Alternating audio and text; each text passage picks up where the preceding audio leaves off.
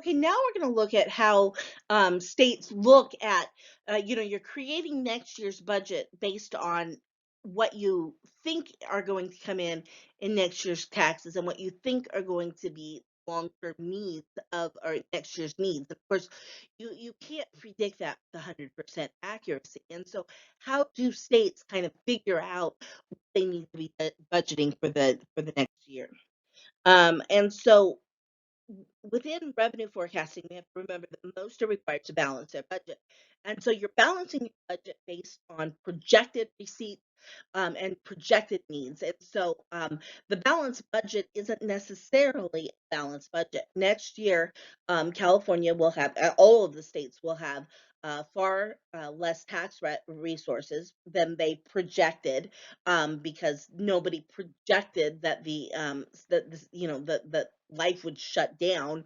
And of course, that is going to have an impact on the kinds of sales tax receipts people have, the type of income tax receipts that people have, etc. And so all of the forecast models for the coming year are going to be way off because the forecast could not correctly project what the forecast, what the actual reality on the environment would be.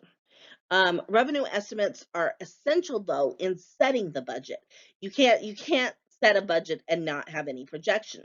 So in all of your lives, you have a formal or informal budget, and you've projected that. You projected, okay, next month I'm going to need $1,000 for rent. Next month I'm going to need $400 for food, and of course, just as you probably didn't project what was happening this semester in January, you had your income from your job, your income from financial aid, and the kinds of expenses you would have. For instance, most of you have your budget for gas or transportation has gone down, where other kinds of needs have gone way up. And so those are kinds of things that happen at the state level as well. That they need to have some kind of a base point to start with, and things can happen during the year. Um, Two states use some sort of consensus revenue forecasting group. And what this is when you have members from the executive branch, legislative branch, and sometimes just independent citizens, often who are scholars, experts, things like that, have a commission that meets before the budget process starts. And so this is especially important in terms of the executive and legislature are on the same page from day one. These consensus revenue forecasting group range in size from three, which is Rhode Island, which is a member of the governor's staff, a member of the upper body, a member of the lower body, to 25 in Delaware, where they bring in people from the executive, the legislature, and then private citizens. Um, 26 states, though, use separate executive and legislative forecasting bodies. So the governor has an office used to um, predict the budget, but so does the legislature.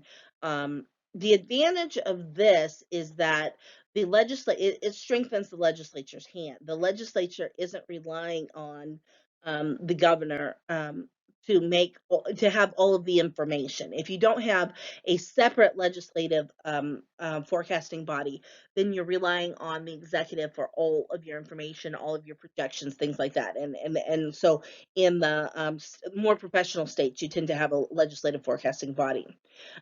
In 26 states, the forecast binds the legislature. So if the forecast says that tax receipts are going up by 4%, the legislature cannot make a different determination. They've got to live.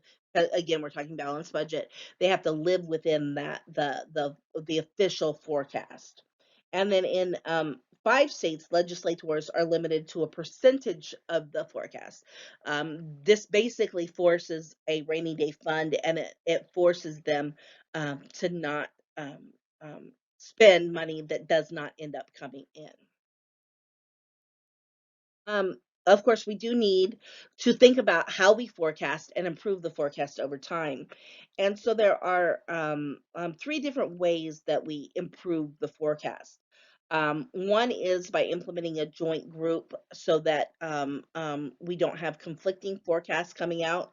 Um, Another is to change members of the group every year, so you don't have a herd mentality slip in, and you have new blood reviewing at all times. And then another way that people or that legislatures try and improve the forecast is by appointing these citizen members who aren't necessarily invested in a specific constituency, but can kind of bring an outside perspective and a citizen's perspective to the process. All of these things, though, it must be said, are not nearly as helpful as having a stable economy. If there's not a whole lot of fluctuation, or if you have the same percentage growth year over year, um, it makes it a lot easier to project. But no projection had taken it, and no state level projection had taken into account that we would shut down the entire nation for 1, 2, 3, 5, 10 months. And so in that respect, no matter what good government we could have had in terms of projecting the budget, no matter how good our models were, they couldn't have accounted for this black swan event. So overall, we tend to be able to project the budget better next year if it's a lot like it was this year and the year before.